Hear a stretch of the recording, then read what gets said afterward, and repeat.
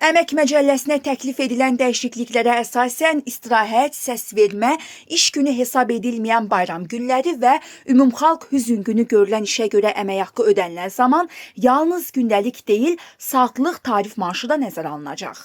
Dəyişikliklər Milli Məclisin Əmək və Sosial Siyasət Komitəsində birinci oxunuşda dəstəklənərək plenar iclasa tövsiyə edilib.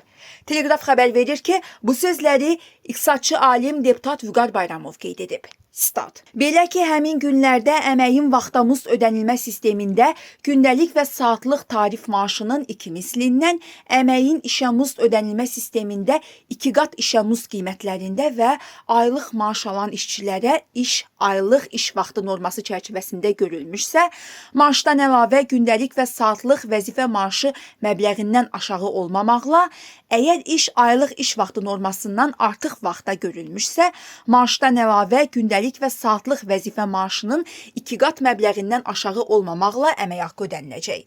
Saatlıq vəzifə maaşının məcəlləyə əlavə edilməsi işçilərin əmək hüquqlarının qorunması və onların daha yüksək maaşla təmin olunması baxımından vacib idi. Belə ki, bəzi hallarda həmin günlərdə iş müddəti tam iş günü deyil, müəyyən saatları əhatə edir. Yeni dəyişiklik bu hallarda praktikada da işçilərə hər saata görə əlavə maaş ödənilməsinə şərait yaradacaq. Əgər işçinin saatlıq tarifi 25 manatdırsa, istirahət, səsvermə, iş günü hesab edilməyən bayram günləri və ümumxalq hüzn günü işləməkdə davam edibsə və 3 saat əlavə işdə olubsa, həmin saatlara görə 75 manat deyil, ən azı 150 manat maaş hesablanacaq.